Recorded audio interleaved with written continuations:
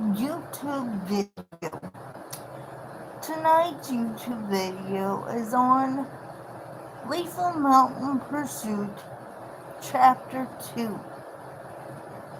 It is going to be okay, the man in front of her muttered, but nothing felt okay with Natalie. A killer was chasing her. Now she was stuck in the woods with a stranger and his vicious dog. And her knife,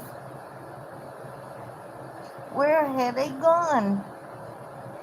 She dropped it just like an air-headed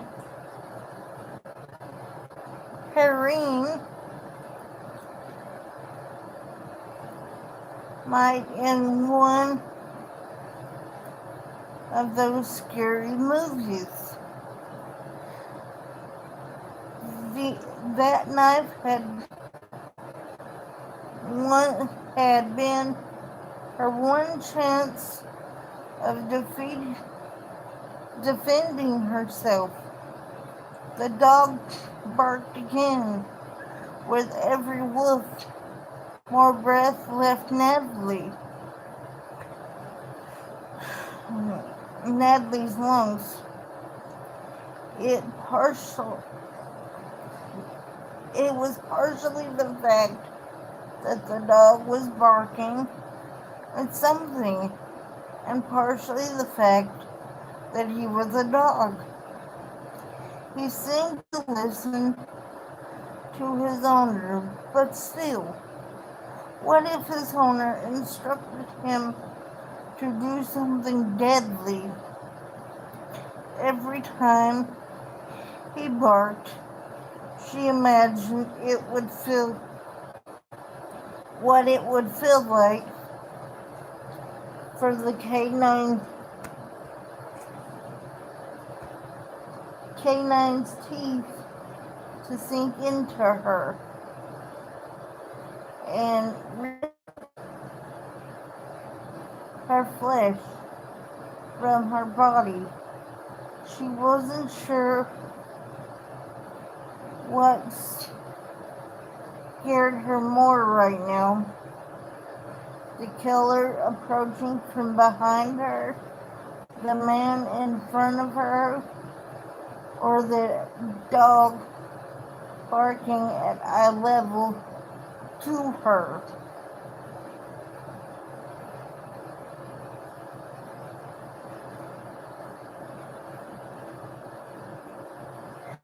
But as she heard a crack in the distance, panic tried to claim her again. Natalie forced in a deep breath as she tried to remain in control. She couldn't fall apart right now. She had to keep her wits about her. She looked up at the stranger, staring at her as if she'd lost her mind. But then the dog resumed barking ferociously. "What is it, boy?" the man muttered.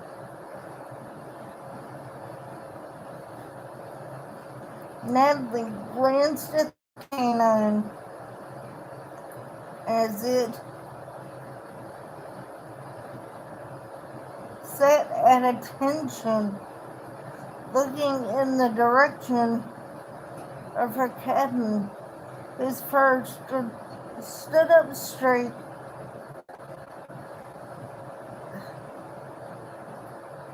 lying down his back. He knew someone was out there too, didn't he? Then she remembered how animals were unpredictable.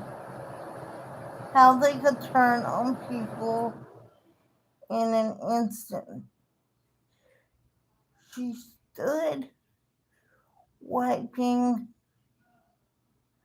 the dirt from her tender palms and took a step backward from the dog. Her trembling grew even stronger as the cold air seemed to sweep right through her clothing. How was it possible that only a few months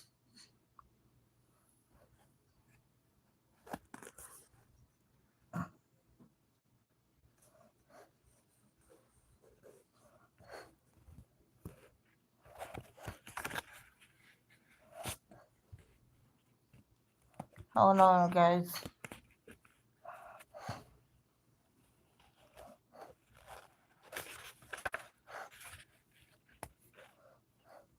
ago her life was going so smoothly. She had felt so comfortable and in control.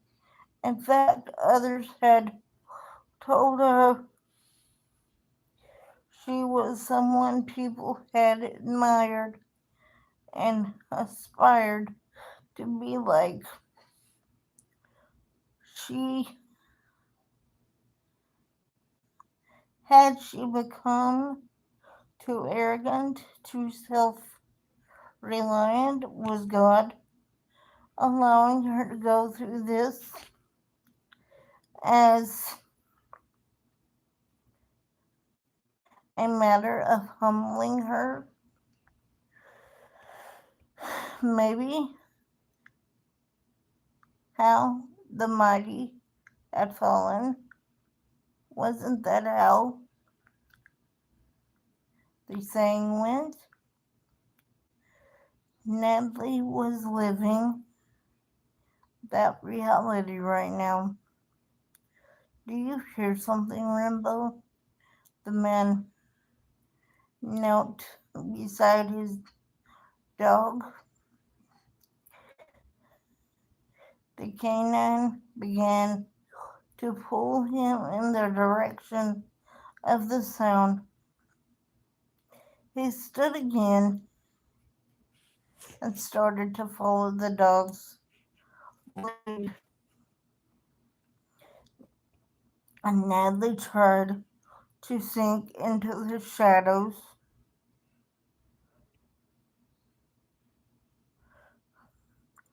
She didn't want to go with them, didn't want to face that man, but she didn't want to be left in the woods alone either. She glanced around, desperately searching for her knife, but it was too dark. She didn't see it. Wait, she held up her hand before the man left. Please don't leave me out here alone. The man paused and shook his head.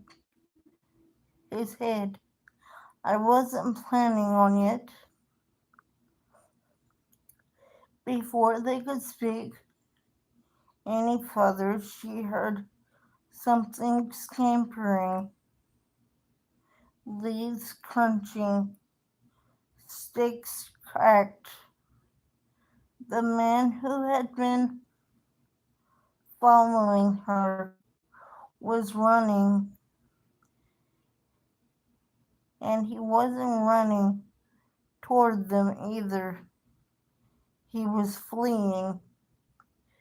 The realization brought her to a significant amount of relief,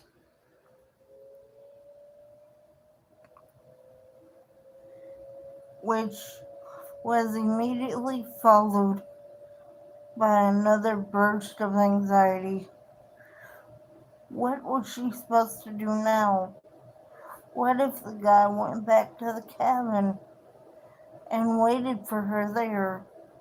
Or what if he'd decided to hide out in the woods somewhere, anticipating he'd come across Natalie again whenever she finally headed home? A shiver coursed through her. She was far from being out of danger.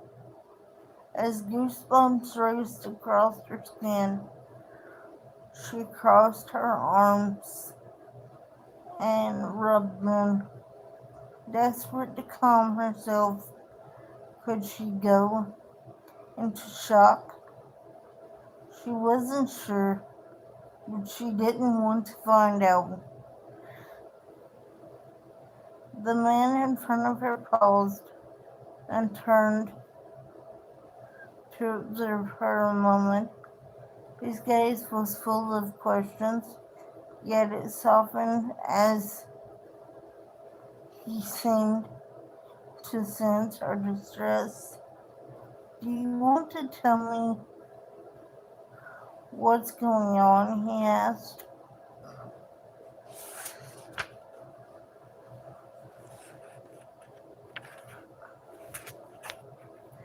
Natalie licked her lips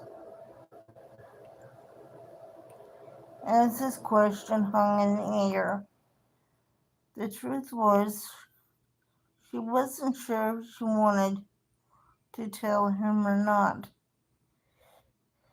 It was a long, sordid story. She wished she could forget everything that happened back in Cincinnati, but that was impossible. Trouble had followed her here. She couldn't pretend this wasn't happening. However, she had no idea if she could trust this guy, and opening up to about her problems with a stranger made her feel entirely too vulnerable. Natalie didn't see herself overcoming that anytime soon. It had been a long time since Andrew had seen a woman look so terrified. He wasn't sure who'd been chasing her, but the woman was truly frightened. He'd heard those footsteps in the distance. Someone had clearly been out here. In other circumstances, Andrew might have fo- followed them, but he sensed the woman shouldn't be left alone. Until he knew more details, Andrew decided he wouldn't hold back. His question lingered in the air, and the woman stared at him. "Do you want to tell me what's going on?" She licked, she licked her lips and met his gaze, as if she might answer. Then she looked away into the darkness and pressed her mouth shut again, as if uncertain. Andrew had seen enough bad outcomes of domestic violence to suspect the nighttime intruder might be someone she knew, maybe an abusive husband or boyfriend, a stalker? Had she come here trying to get away from someone? What he did know is the more he knew, the more he could help her.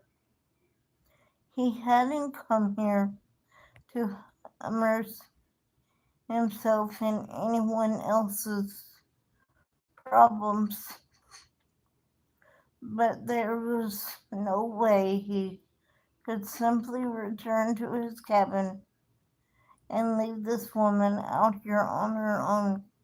You don't have to tell me anything if you don't want to, he finally said, but at least let me in. Rambo, walk you back to your place. Something close to relief seemed to seep through her at his words. His, her shoulders softened as well as her gaze. I hate, I'd hate to bother you. Her voice trembled uncontrollably. It's not a bother. I offered. Andrew nodded in the direction she'd appeared from. This way, I assumed. She glanced around as if uncertain. I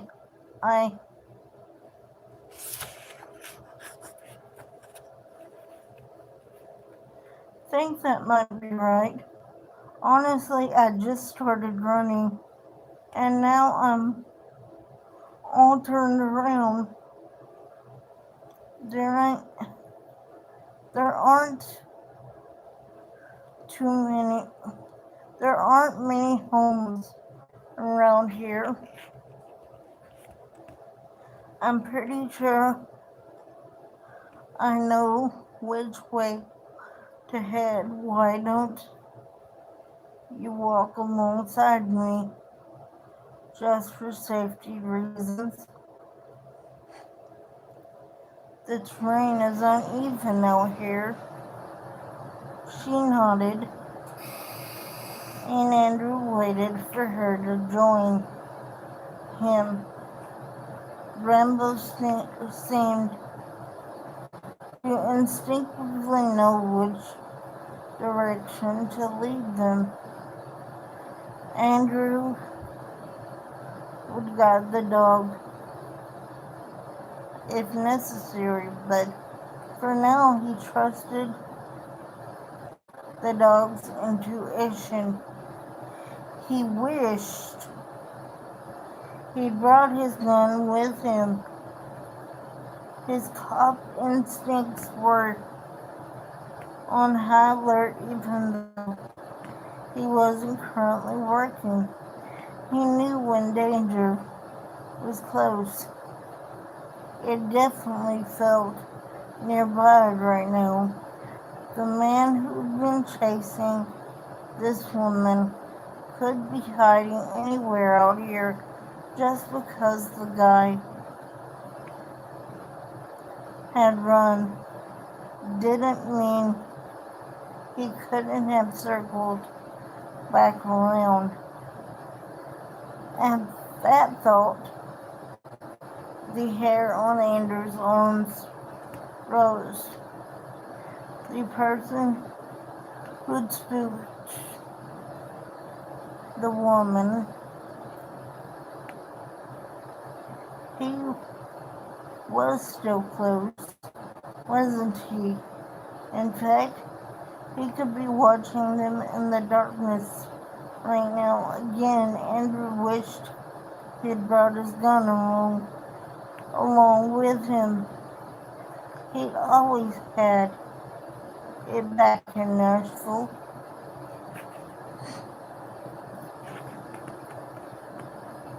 But out here, he'd grown accustomed to leaving it in the cabin.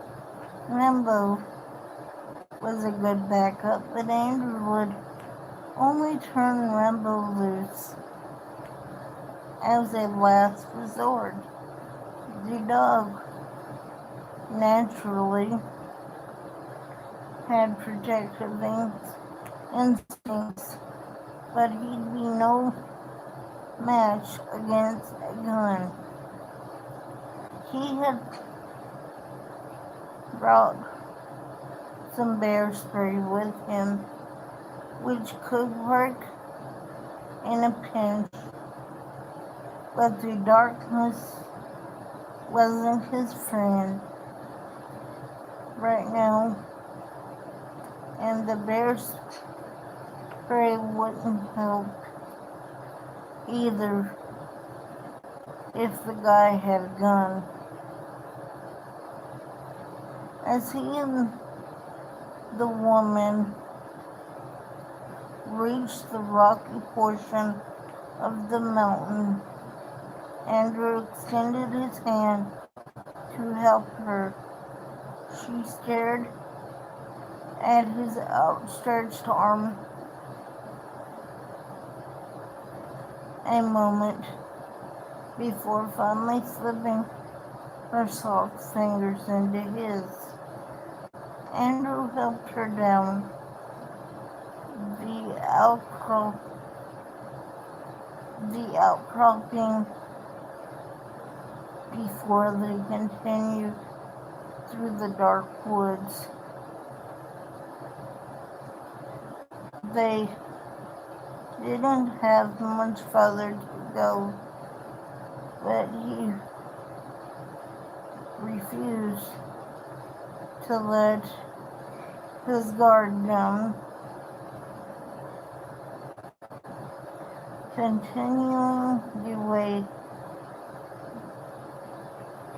Considering the way the woman's eyes kept darting around, she wasn't about to let her guard down either. Andrew still sensed unseen eyes on him, and he didn't like it. Had he left trouble in Nashville only to find it here? Do you want to tell me your name? He finally asked. The woman licked her lips. Natalie, I'm Andrew. I'm staying in the cabin.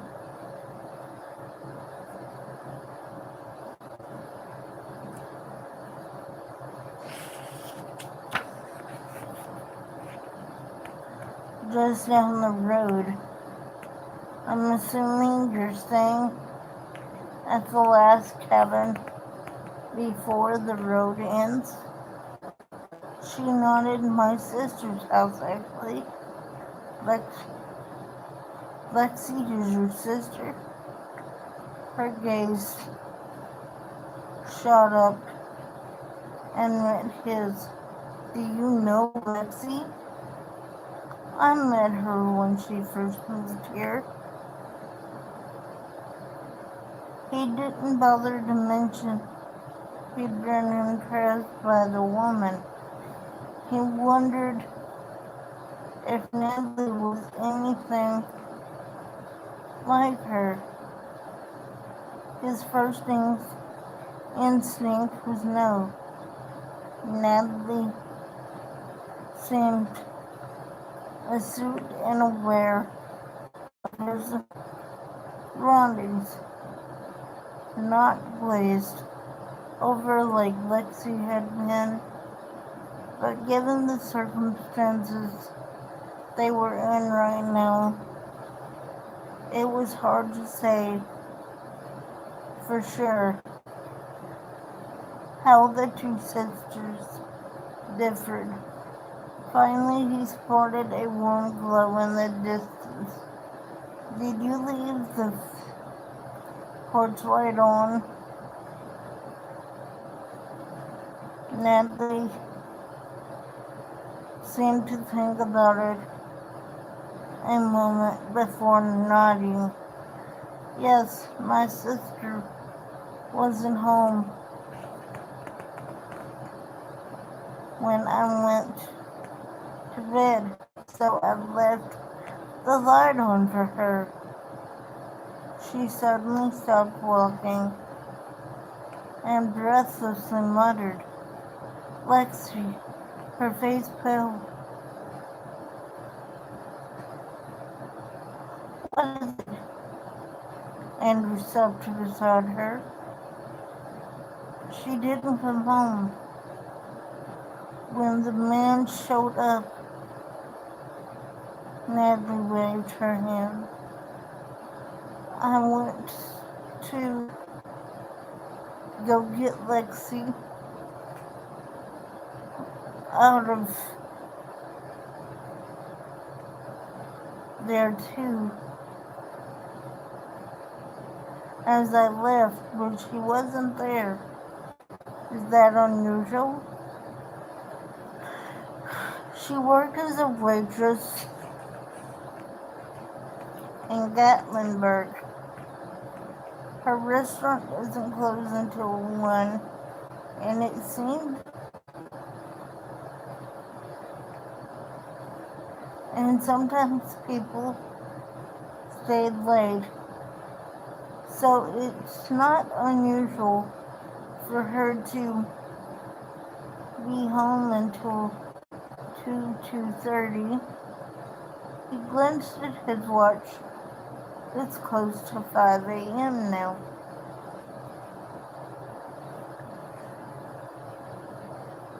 Natalie began walking at a brisk pace. Maybe she's back home now. She could be, but Andrew hadn't seen any headlights coming down the road as they'd tracked through the woods. Who was the man chasing Natalie? Was he somehow connected with Lexi?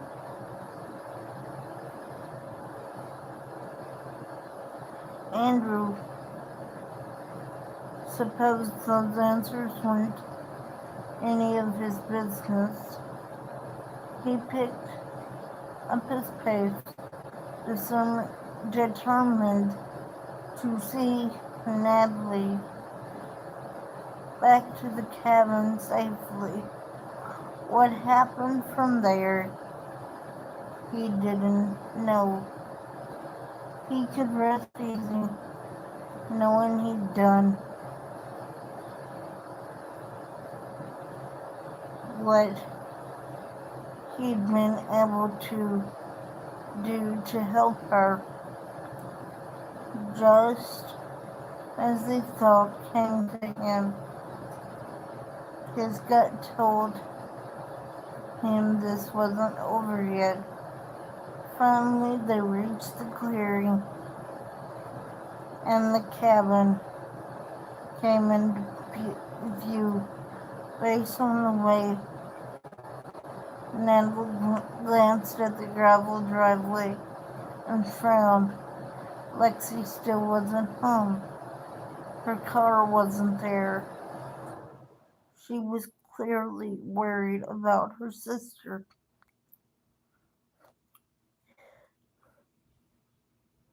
Natalie turned to him. "Thank you. And again, I'm sorry that I..." "Wait, what were you doing out so early anyway?"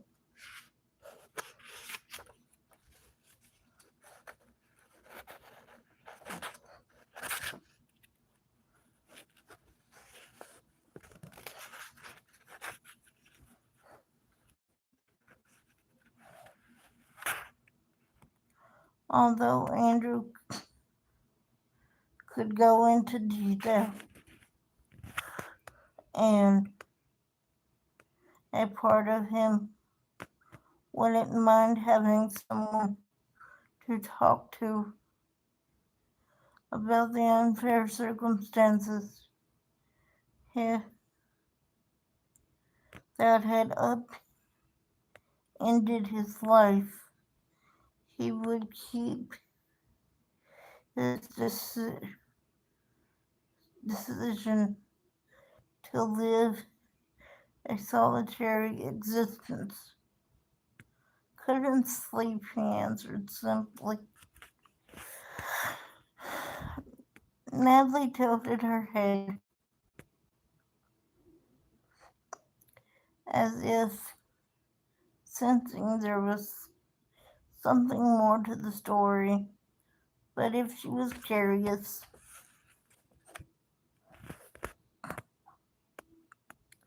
she didn't ask. Still, something in Andrew's gut told him not to leave, not quite yet. Listen,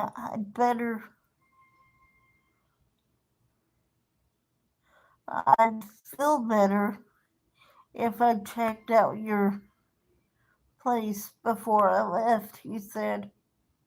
I know you don't know me, but whatever is going on has you shaking. I just wanted to make sure there's nothing to be concerned about here. Just as before, his question hung in the air, waiting with anticipation to see how Natalie would respond. Natalie thought about Andrew's question. Should she let him inside the cabin? Could she trust him? She wasn't sure, especially since he told her he lived in the cabin next door. Lexi had warned her to stay away from the man, but her sister hadn't said why. Then again, Lexi's opinion often didn't line up with Natalie's. Natalie's gut indicated she could trust the guy. But what if her instinct was wrong? She sucked in a deep breath, inhaling the crisp early morning air and the scent of dried leaves and earth. She dealt with countless demanding executives in her career. She'd been known as being calm under pressure, solid, unbreakable.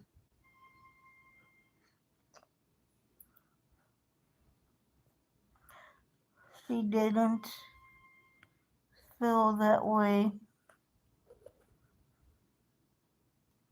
anymore, but if this man wasn't safe, he had plenty of opportunity to hurt Natalie during their walk, yet he didn't.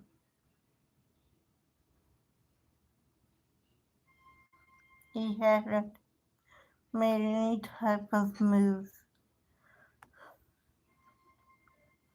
He'd only been kind to her. Maybe he really was one of the good guys. Okay, she finally croaked out. You can check the place out. I'll wait out on the porch while you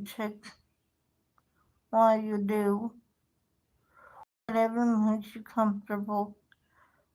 They walked to the front door and Natalie let him inside, just as she said.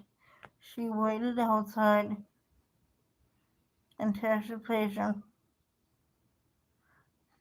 thrumming in her ears. What if Andrew was someone? What if Andrew found someone hiding inside? What if the man who had been chasing her had fled back to the cabin and now waiting for her? The question pressed on her until an ache formed in her head. She'd come back here to escape, to hide, but what if hiding truly wasn't possible? If that man discovered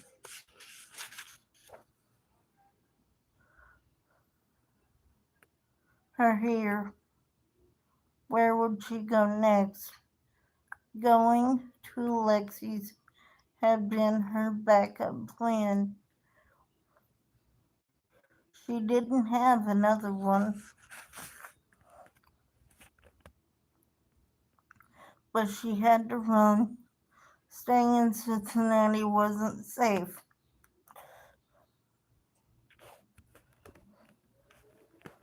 She rented a friend's vacation home in Michigan for a while until it became apparent the killer had found her again. Coming to Lexi's was the last resort. A snap sounded back at her. She flinched, nearly jumping out of her skin. But when she looked up, only Andrew stood in the doorway, his dog behind him. She got her first real look at the man. That man under the muted light of the porch. He was tall, with a 5 o'clock shadow and light brown hair. His eyes were crystal blue and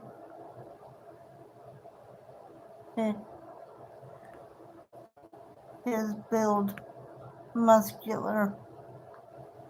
A spark of attraction ran through her, which was the last thing Natalie needed right now. She forced her gaze away and looked at his dog instead. The dog had dark, almost black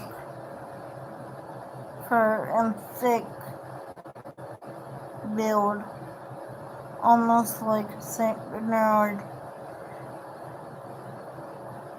Though she was terrified of dogs, something about this one didn't seem intimidating.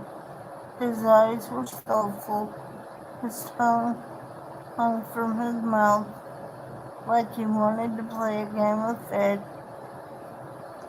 It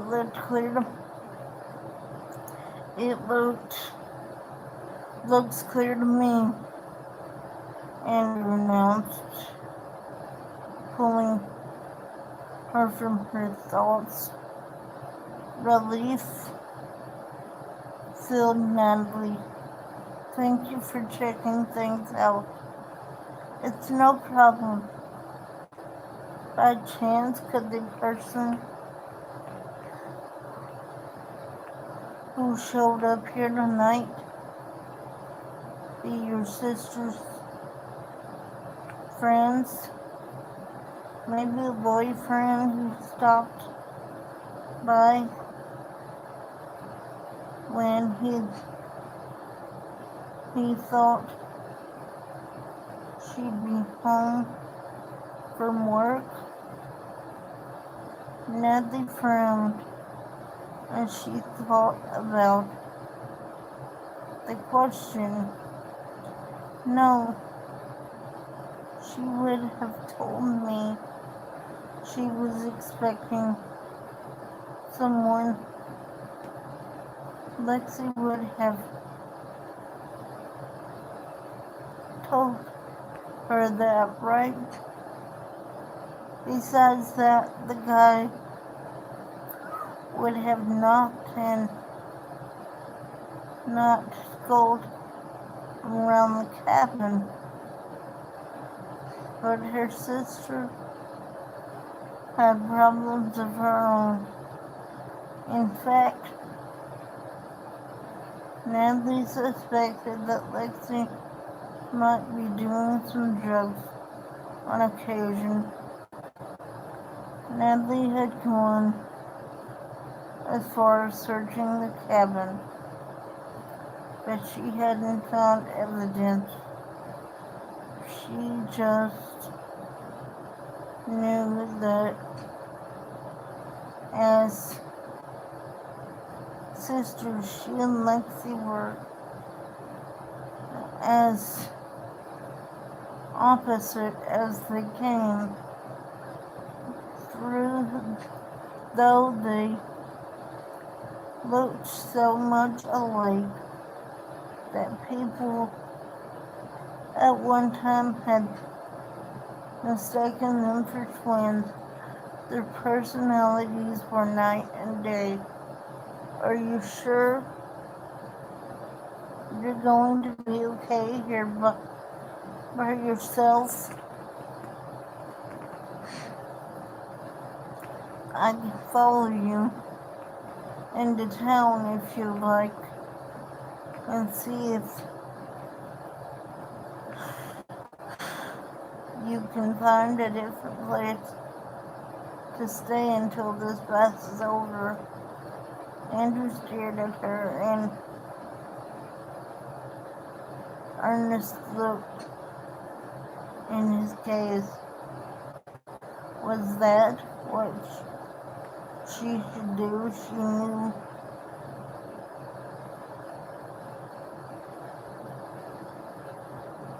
she wouldn't feel any safer somewhere else, though. Right now, she felt as if her life was dangling by a thread. Danger was around every corner, and her body seemed to be permanently poised for fight or flight.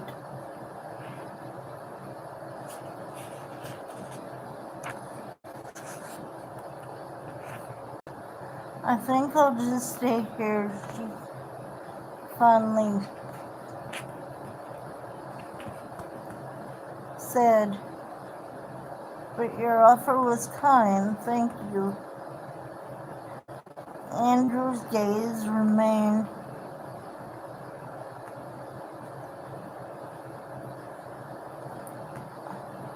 on her another moment. She didn't know this man, but he was concerned about her. Wasn't he? She also realized that the concern in his gaze couldn't grow to curiosity, and curiosity could lead to questions. Questions could lead to her demise. Natalie couldn't let that happen. She raised her chin, determined to be strong. Thank you again for everything you did.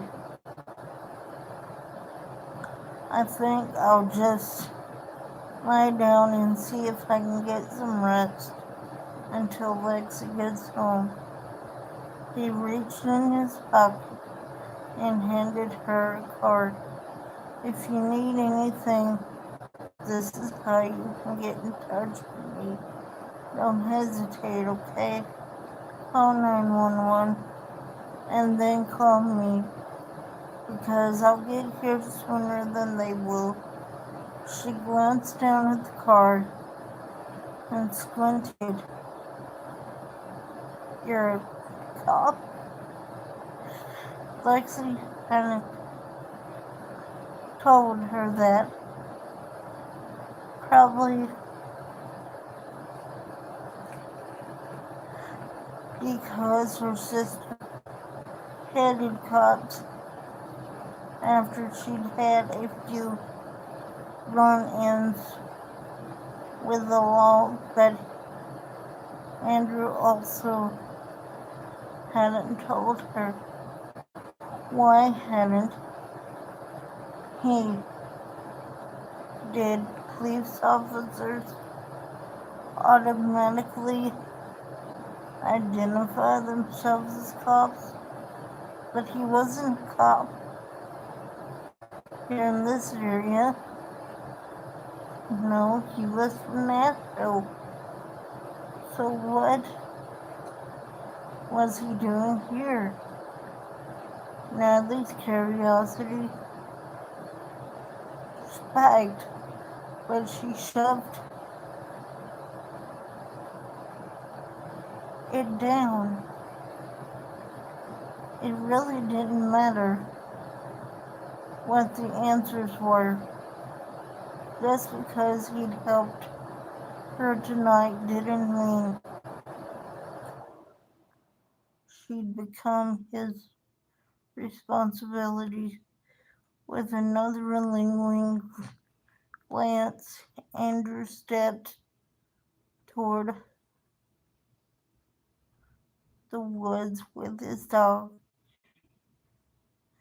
Have a good night, Natalie. You too. Thank you again.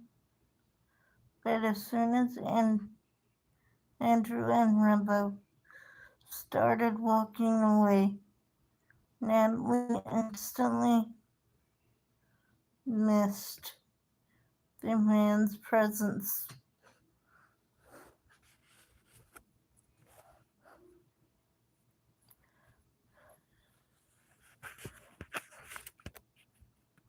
Alright, ladies and gentlemen, thanks for watching.